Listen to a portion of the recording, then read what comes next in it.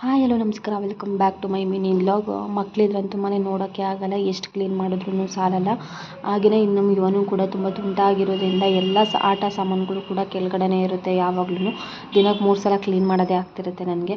Night clean ಮಾಡೋಣ ಅಂತ ಅಂದ್ಕೊಂಡೆ, ಆದರೆ ಆಗಲೇ ಇಲ್ಲ. ಫುಲ್ ಸುಸ್ತಾಗಿತ್ತು ನನಗೂ ಅಂತ ಹೇಳ್ಬಿಟ್ಟು. ಬೇಕ್ರಿ, ಮನೆ, ಮಗು ನೋಡ್ಕೊಳ್ಳೋದು ತುಂಬ ಕಷ್ಟ ಆಗುತ್ತೆ. ಹಾಗಾದ್ರೂ ಫುಲ್ ಸುಸ್ತಾಗಿತ್ತು ಅಂತ ಹೇಳ್ಬಿಟ್ಟು ನಾನು ಹಂಗೆ ಮಲ್ಕೊಂಡೆ. ಹಾಗೆಯೇ ಬೆಳಗ್ಗೆ ಎದ್ದ ತಕ್ಷಣ ಅವ್ನು ಮಲಗಿದ್ದ ಅಷ್ಟರೊಳಗೆ ಕ್ಲೀನ್ ಮಾಡ್ಕೊಳ್ಳೋಣ ಅಂತ ಹೇಳ್ಬಿಟ್ಟು ಕ್ಲೀನ್ ಮಾಡಿ ಬಾಗಿಲೆಲ್ಲ ಗುಡಿಸ್ಕೊಂಡು ಹಾಗೆ ರಂಗೋಲಿನೂ ಕೂಡ ಹಾಕಿದೆ. ಹಾಗೆಯೇ ಅಷ್ಟರೊಳಗೆ ಇವನು ಎದ್ದೇ ಬಿಟ್ಟ.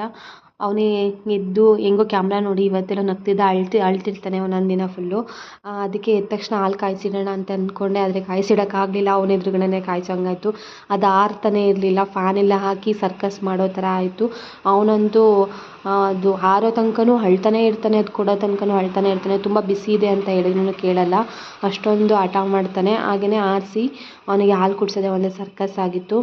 ಹಾಲು ಕುಡಿಸಿ ಹೆಂಗೋ ಸರ್ಕಸ್ ಮಾಡಿ ಹಾಲು ಕುಡಿಸ್ಬಿಟ್ಟೆ. ನಾವು ಇಷ್ಟೊಂದು ಹಠ ಮಾಡ್ತಿದ್ವೋ ಇಲ್ವೋ ಅಂತ ನನಗೂ ಗೊತ್ತಿಲ್ಲ. ಚಿಕ್ಕ ವಯಸ್ಸಲ್ಲಿ ಅಷ್ಟೊಂದು ಹಠ ಮಾಡ್ತಾರೆ. ಇದರಿಂದ ನಿಜವಾಗ್ಲೂ ನಾನಂತೂ ತುಂಬ ಶಾರ್ಟ್ ಟೆಂಪರು. ಇದರಿಂದ ತುಂಬ ತಾಳ್ಮೆನ ಕಲ್ತಿದ್ದೀನಿ.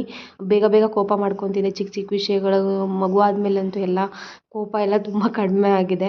ಹಾಗೆಯೇ ಇವತ್ತು ರೊಟ್ಟಿ ಹಾಗೆ ಹೀರೆಕಾಯಿ ಚಟ್ನಿನ ಮಾಡೋಣ ಅಂತ ಹೇಳ್ಬಿಟ್ಟು ರೊಟ್ಟಿ ಮಾಡ್ತಿದ್ದೀನಿ. ಅಂದರೆ ಇನ್ನೊಂದು ವಿಷಯ ಹೇಳಬೇಕು, ನಾನು ಅಕ್ಕಿ ರೊಟ್ಟಿದು ಒಂದು ವಿಡಿಯೋ ಹಾಕಿದೆ ನಾನು. 1.5K ವ್ಯೂಸ್ ಆಗಿದೆ. ನನಗೆ ತುಂಬ ಖುಷಿ ಆಯಿತು ಅದರಿಂದ. ಇನ್ನು ಹೆಚ್ಚು ಸಪೋರ್ಟ್ ಮಾಡ್ತೀರಿ ಅಂತ ಹೇಳಿದೆ. ಹೆಚ್ಚು ವಿಡಿಯೋಗಳನ್ನ ಮಾಡೋಕ್ಕೆ ಮೋಟಿವೇಶನ್ ಆಗುತ್ತೆ ಅಂತ ಹೇಳ್ತೀನಿ.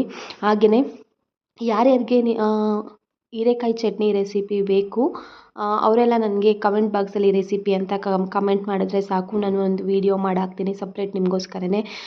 ಹಾಗೆಯೇ ಪಾತ್ರೆ ಎಲ್ಲ ರಾತ್ರಿನೇ ತೊಳೆದಿಟ್ಟಿದೆ. ಇದು ಕಾಫಿ ಕುಡ್ದಿದ್ದು ಮಾತ್ರ ಪಾತ್ರೆಗಳಿತ್ತು, ಅದಕ್ಕೆ ಇದನ್ನೆಲ್ಲ ನೀಟಾಗಿ ತೊಳ್ಕೊಂಡು ಒಂದು ಕಡೆಗೆ ರೊಟ್ಟಿಗೆ ಅನ್ನನ ಬೇಯಕ್ಕೆ ಇಟ್ಬಿಟ್ಟು ಅದು ಕುದಿಯೋಕ್ಕೆ ಸ್ಟಾರ್ಟ್ ಆಯಿತು. ಅಷ್ಟರೊಳಗಡೆ ಚಟ್ನಿಗೆ ರೆಡಿ ಮಾಡ್ಕೊಳ್ಳೋಣ ಅಂತ ಹೇಳ್ಬಿಟ್ಟು ಇದಕ್ಕೆ ಟೊಮೊಟೊ, ಮೆಣಸಿನ್ಕಾಯಿ ಹಾಗೆ ಹೀರೆಕಾಯಿ ಹಾಕ್ಬಿಟ್ಟು ಚಟ್ನಿ ಮಾಡೋಣ ಅಂತ ಹೇಳ್ಬಿಟ್ಟು ಕಾಯಿ ಟೊಮೊಟೊ ತೊಗೊಂಡಿದ್ದೀನಿ, ಚೆನ್ನಾಗಿ ಬರುತ್ತೆ.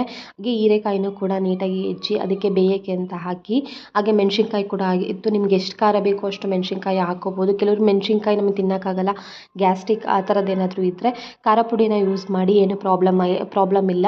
ಹಾಗೆಯೇ ಇದು ಅನ್ನನೂ ಕುದಿಯೋಕ್ಕೆ ಸ್ಟಾರ್ಟ್ ಆಯಿತು. ಅದಕ್ಕೆ ಹಿಟ್ಟಾಕ್ಬಿಟ್ಟು ನೀಟಾಗಿ ಮಿಕ್ಸ್ ಮಾಡಿ ಇಟ್ಟೆ.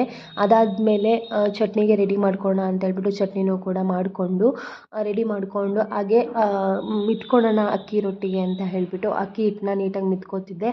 ಇದನ್ನು ತುಂಬ ಗಟ್ಟಿಯಾಗಿಯೂ ಮಿತ್ಕೋಬಾರ್ದು, ತುಂಬ ಸಾಫ್ಟಾಗಿಯೂ ತೆಳುವಾಗಿಯೂ ಮಿತ್ಕೋಬಾರ್ದು, ನೀಟಾಗಿ ರೊಟ್ಟಿ ಬರಲ್ಲ.